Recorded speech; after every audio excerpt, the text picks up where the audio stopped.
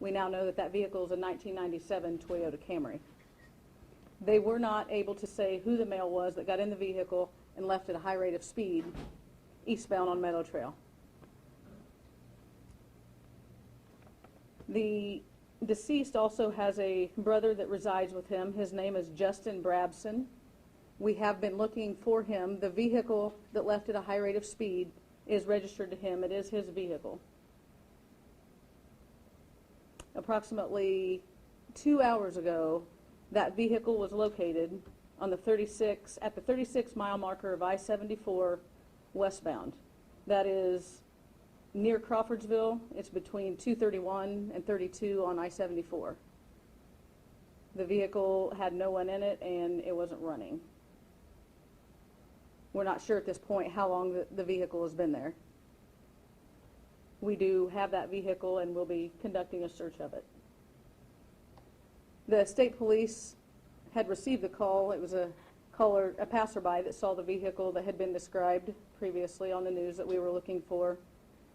And state police, with the help of Montgomery County Sheriff, Brownsburg Police Department, and Crawfordsville, did an immediate area search to make sure that neither Justin nor anyone else was around in the immediate area that was affiliated with the vehicle. At this time, we're continuing investigation, not only in that area, but also here in Brownsburg. Justin Brabson, at this point, is a person of interest. There will be an autopsy early this evening at approximately 4 o'clock.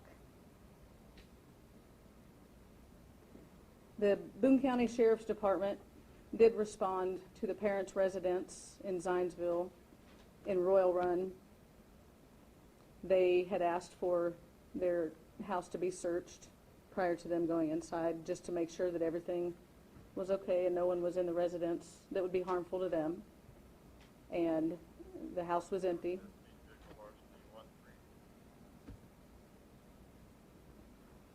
That's all I have at this time. Do you have any questions? What is the state of your investigation now that you have a person of interest car located 30 miles from the crime scene? What is the state of the investigation? It makes Justin Brabson be a person of interest. The person that got into the vehicle and sped away from the scene was not identified by the witnesses. However, the vehicle does belong to Justin Brabson. It is his residence, and at this point we cannot find him. Is he employed? He is employed. And has not shown up for work? Correct. He has not shown up for work.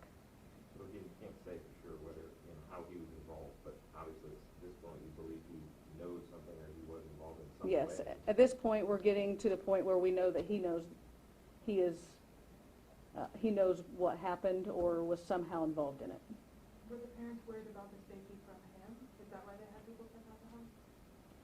The parents were just worried about their safety in general because one of their sons were just shot. This was the first time they were returning to their house, and they just wanted to make sure, whatever the case was, that no one was at their house to harm them. Have you come across any information that would lead you to believe that these two brothers have had prior conflicts? We have a minimal history on them. The detectives have spoke with the parents, and the parents believe this would be out of character if it were Justin. They believe it would be out of character. So we're not sure how much conflict there has been between them. Typical brothers do have conflict. When you say minimal criminal history, are we talking parking tickets here, or what kind of trouble? Nothing, no arrest history. Nothing that would bring them to the forefront of the investigation based on their past histories. Out in Crawfordsville, are you actively searching areas in Crawfordsville? Are you looking for people who picked up hitchhikers? All of that. We are doing all of that. You're doing that? The first thing that we needed to do, we needed to get there and get the vehicle and secure it and get a search warrant for it. But of course, we're also investigating that area as well. Searching the Crawfordsville area? Yes. Is there any damage to that car? Not to my knowledge. It was not brought up that there was any specific damage other than what was on the vehicle before. Like a weapon in plain I do not know what was in the vehicle. It was secured and brought back to the police department to obtain a search warrant.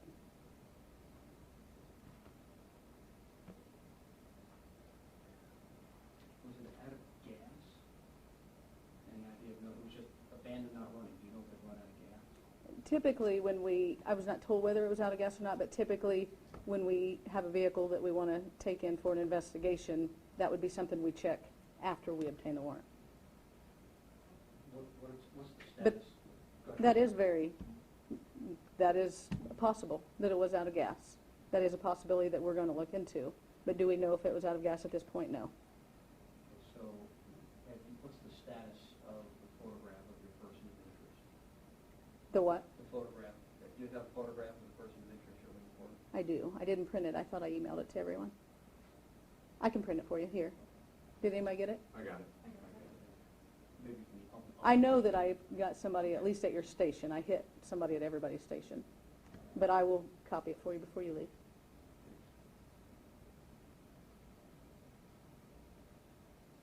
I will,